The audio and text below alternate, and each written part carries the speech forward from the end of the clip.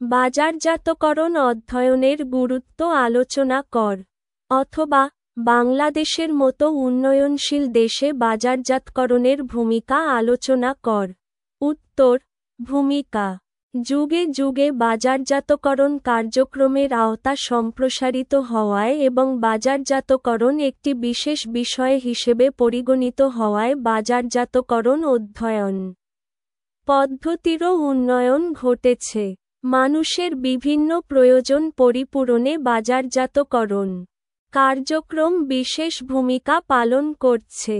বাজারজাতকরণ কার্যক্রমের মূল উদ্দেশ্য হল মানুষের বহুমুখী অভাব পূরণ করা। এরূপ বহুমুখী অভাব ও প্রয়োজন পরিপূরণ করার জন্য বিভিন্ন ধরনের পণ্য বা সেবা কার্যক্রম সম্পাদন প্রয়োজন হয়। ভোক্তাদের চাহিদানুযায়ী পণ্যসামগ্রী উৎপাদন ও সুষ্ঠুভাবে বাজারজাতকরণের জন্য বাজারজাতকরণ পদ্ধতিগুলো অধ্যয়ন করা অত্যাবশ্যক। বাজারজাতকরণশাস্ত্র অধ্যয়নের গুরুত্ব বা প্রয়োজনীয়তা। নিচে বাজারজাতকরণশাস্ত্র অধ্যয়নের গুরুত্ব বা প্রয়োজনীয়তা বিভিন্ন দৃষ্টিকোণ থেকে আলোচনা করা হল। ১. ব্যবসায়ীদের দৃষ্টিকোণ থেকে বর্তমানে বৃহদায়তন উৎপাদনের যুগে উৎপাদনের পরিমাণ যেমন অধিক তেমনি বাজারে প্রতিযোগী পণ্যের সংখ্যাও বহুবিধ। এই জন্য ব্যবসায়ীদেরকে কম খরচে, কম মূল্যে, কম সময়ে ক্রেতাদের চাহিদা অনুযায়ী পণ্য সরবরাহ করতে হয়। কারণ প্রতিযোগিতায় টিকে থাকার জন্য ব্যবসায়ীদেরকে পণ্যের সঠিক উৎস সম্পর্কে জানতে হয় এবং প্রয়োজনীয় কার্যক্রম গ্রহণ করতে হয়। আর এ কারণেই বাজারজাতকরণ শাস্ত্র অধ্যয়নের প্রয়োজন পড়ে। ২. প্রাতিষ্ঠানিক দৃষ্টিকোণ থেকে বাজারজাতকরণ কার্য সম্পাদনের সাথে বিভিন্ন প্রতিষ্ঠান জড়িত, যেমন প্রতিনিধি, মধ্যস্থ কারবারি, পাইকারি কারবার, খুচরা কারবার, আর্থিক প্রতিষ্ঠান ইত্যাদি।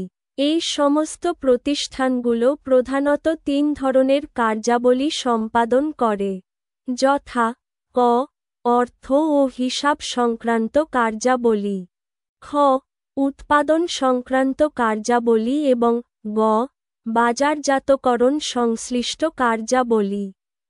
এই সমস্ত কার্যাবলীর প্রত্যেকটিই বাজারজাতকরণ কার্যাবলীর সাথে সম্পর্কযুক্ত এবং কোনটিই স্বাধীনভাবে পরিচালিত হতে পারে না। তাই প্রতিষ্ঠানের কার্যক্রম সুষ্ঠুভাবে সম্পাদনের জন্য বাজারজাতকরণ শাস্ত্র অধ্যয়ন করতে হয়। ৩. উৎপাদকের দৃষ্টিকোণ থেকে বর্তমান প্রতিযোগিতামূলক বাজারে ভোক্তাদের চাহিদা অনুযায়ী পণ্য উৎপাদন ও বাজারজাত করতে হয়। তাই পণ্য উৎপাদনের জন্য প্রয়োজনীয় কাঁচামাল সরবরাহের উৎস, মূলধনের উৎস, উৎপাদন পদ্ধতি, যন্ত্রপাতি ও খুচরা যন্ত্রপাতি প্রাপ্তির উৎস সম্পর্কে বাজারজাতকারীকে অবগত হতে হয়। এই জন্য উৎপাদককে বাজারজাতকরণ শাস্ত্র অধ্যয়ন করতে হয়। ৪.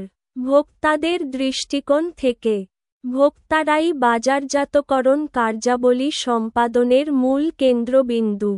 প্রত্যেক ভোক্তাই পণ্য ভোগের মাধ্যমে সর্বোচ্চ সন্তুষ্টি পেতে চায়।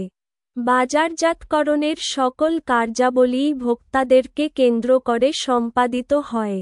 সর্বোচ্চ সন্তুষ্টি অর্জনের জন্য প্রাপ্ত পণ্য ও সেবা সংক্রান্ত যাবতীয় বিষয়াদি ভোক্তাদের অবহিত হওয়া প্রয়োজন।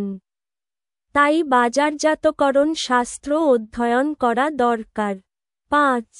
অধ্যয়নকারীদের দৃষ্টিকোণ থেকে বাজারজাতকরণ শাস্ত্র একটি ব্যাপক ও গতিশীল বিষয়। বিভিন্ন প্রতিষ্ঠান ও ব্যক্তি বাজারজাতকরণ কার্য সম্পাদনে জড়িত। এই সমস্ত ব্যক্তি ও প্রতিষ্ঠান সম্বন্ধে বিস্তারিত জানা, বিভিন্ন সামাজিক ও অর্থনৈতিক প্রেক্ষাপটে কার্যাবলী সম্পাদনের পন্থা জানা ইত্যাদি বিষয়াদি সুষ্ঠুভাবে অবহিত হওয়ার জন্য অধ্যয়নকারীদের বাজারজাতকরণ শাস্ত্র অধ্যয়ন করতে হয়।